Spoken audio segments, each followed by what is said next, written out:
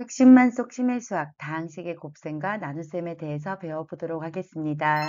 다항식과 다항식의 곱셈에 대해서 배워보도록 하겠습니다. 새로운 원리를 배우는 것이 아니라 우리가 유리수의 연산에서 배웠던 분배 법칙 그대로 활용할 겁니다. 2x를 3x와 y에게 똑같이 나누어주면 2x 곱하기 3x 더하기 2x 곱하기 y가 됩니다. 동류항끼리 계산하면 6x제곱 플러스 2xy가 됩니다. 이와 같이 단항식과 다항식의 곱셈을 분배 법칙을 이용하여 하나의 다항식으로 만드는 것을 우리는 전개한다 라고 말을 합니다. 이번에는 다항식과 단항식의 곱이에요.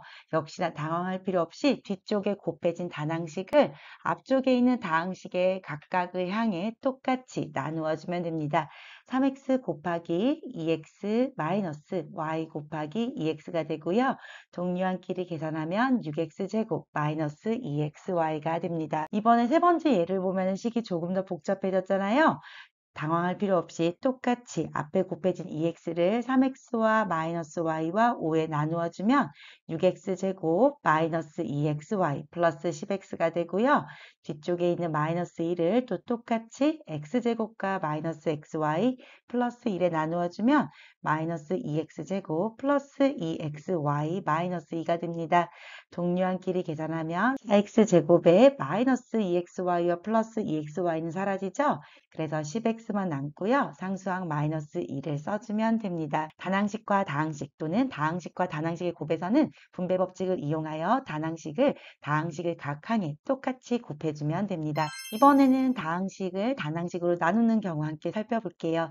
6x제곱 플러스 2xy를 2x로 나누라고 했습니다. 우리 나눗셈은 분수 형태로 바꿀 수 있죠. 따라서 2x분의 6x제곱 플러스 2xy가 되고요. 이렇게 분모는 하나인데 분자에 두 개의 항이 있을 때는 사랑에 이용하면 되는 거죠. 2x분의 6x제곱 더하기 2x분의 2xy가 됩니다. 수끼리 약분하고 문자끼리 약분하면 3x가 되고요.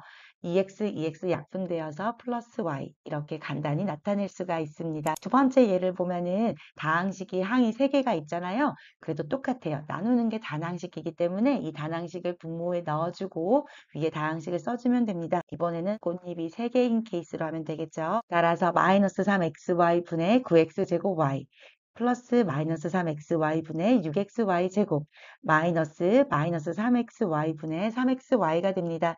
자, 수끼리 약분하고요. 분모에 있는 x와 분자에 있는 x, 분모에 있는 y와 분자에 있는 y를 바꾸면서 간단히 하면 마이너스 3x, 마이너스 2y 플러스 1이 나옵니다. 마지막 예를 보겠습니다. 자, 나눗셈이 나왔는데 이 아이를 바로 분모로 넣기에는 조금 어렵잖아요. 나누기 6분의 1x는 나누기 6분의 x와 같고요. 나누기 6분의 x는 곱하기 역수로 바꿀 수 있는 거죠. 따라서 나눗셈을 곱셈으로 바꾼 후에 분배 법칙을 사용해주면 5x제곱 곱하기 x분의 6 더하기 xy 곱하기 x분의 6이 됩니다. x 약분하고 수는 수끼리, 문자는 문자끼리 계산하면 30x 플러스 6y 이렇게 답을 구할 수가 있습니다. 다항식과 단항식의 나눗셈은 분수꼴로 바꾸거나 또는 곱하기 역수를 이용하여 문제를 계산하면 실수 없이 계산을 완료할 수가 있습니다. 우리 이제 단항식과 다항식의 덧셈, 뺄셈, 곱셈, 나눗셈 모두 배웠습니다. 이 네 가지 연산이 모두 섞여서 나오는 혼합 계산은 어떻게 하면 되는지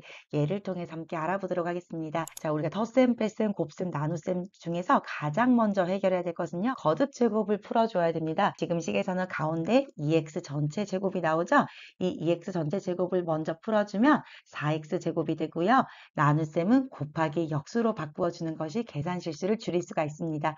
따라서 나누기 2x를 곱하기 2x분의 1을 바꿔준 다음에 수는 수끼리 그리고 문자는 문자끼리 계산해주면 됩니다. 헷갈리지 않게 괄호를 해주면요. 22 곱하기 x 6제곱이 되고요. 곱셈 기호 생략 가능하기 때문에 22x 6제곱 이렇게 답을 써줄 수가 있습니다. 두 번째 예를 보면은 거듭 제곱 먼저 해결해줘야 되겠죠. 마이너스 2a의 제곱은 4a 제곱이 되고요. 마이너스 3a의 세제곱은 마이너스 27a 세제곱이 됩니다. 나누기 2a분의 1은 곱하기 역수 곱하기 2a가 되고요.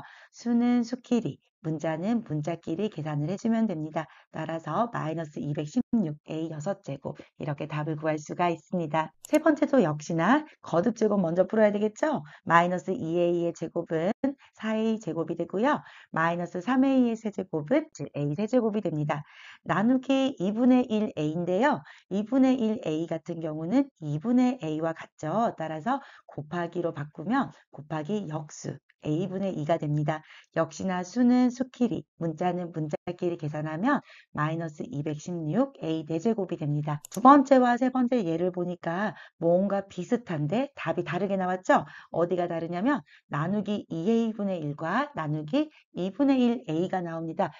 비슷하지만 달라요. A가 분모에 있느냐 아니면 분자 쪽에 있느냐에 따라서 답이 달라지기 때문에 주의해서 문제를 보고 해결하도록 합니다. 마지막 예도 역시나 A를 3A와 마이너스 6에 똑같이 나누어주면 3A 제곱 마이너스 6A가 되고요. 나누기 2AB를 분모로 보내주면 2A분의 2A 세제곱 B 마이너스 6A 제곱 B가 됩니다. 분모에 하나가 있고 분자에 다항식 들어갔죠? 우리 뭐 해주면 되나요? 사랑에 이용하면은 3A 제곱 마이너스 6A에 마이너스에 2AB분의 2A 세제곱 B 마이너스 2AB분의 6A 제곱 B가 됩니다. 수는 수끼리, 문자는 문자끼리 각각 약분을 해주면 3A 제곱 마이너스 6A 마이너스 A 제곱 플러스 3A가 되고요.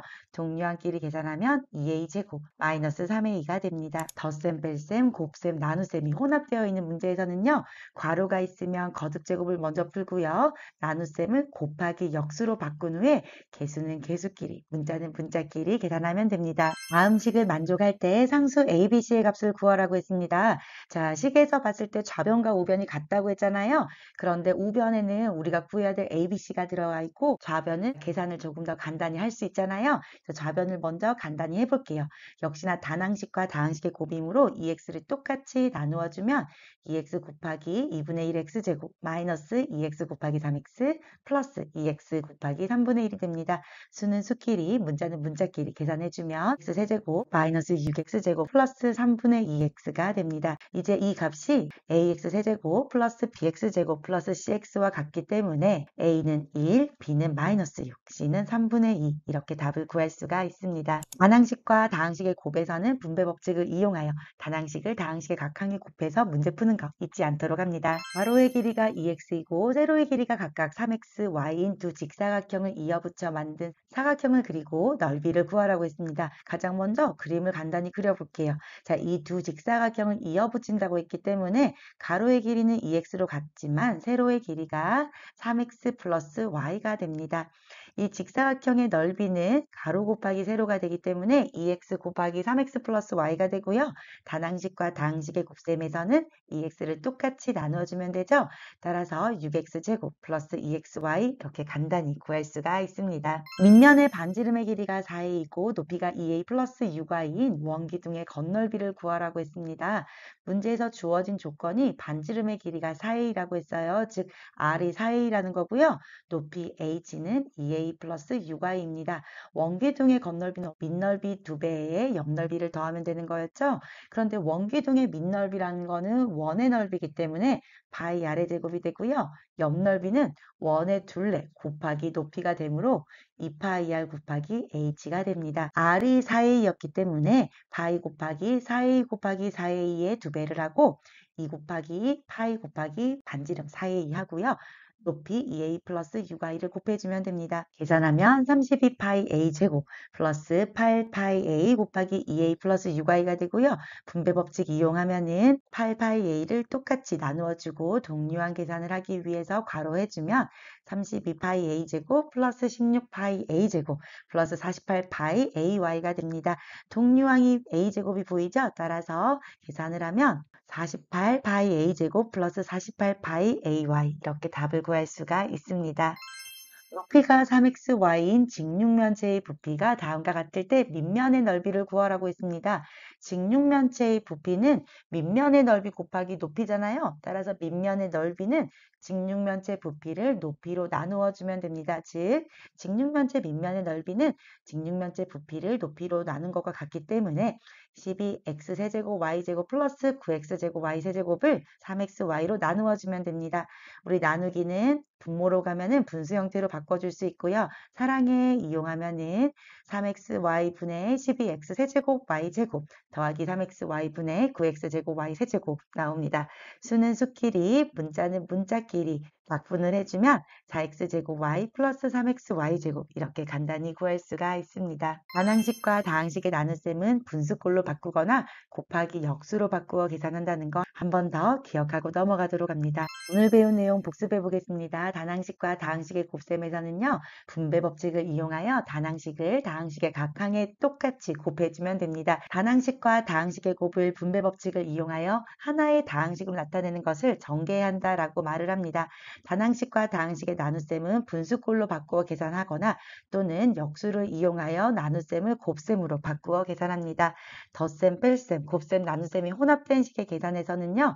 먼저 괄호의 거듭제곱을 계산해 주고요. 그런 다음 분배 법칙을 이용하여 곱셈과 나눗셈을 하고 마지막으로 동류한끼리 모아서 덧셈과 뺄셈을 해주면 됩니다. 궁금하거나 헷갈리는 부분은 댓글로 남겨주세요. 심해수학과 함께라며 완벽 내신 대비 오늘도 수고 많았습니다.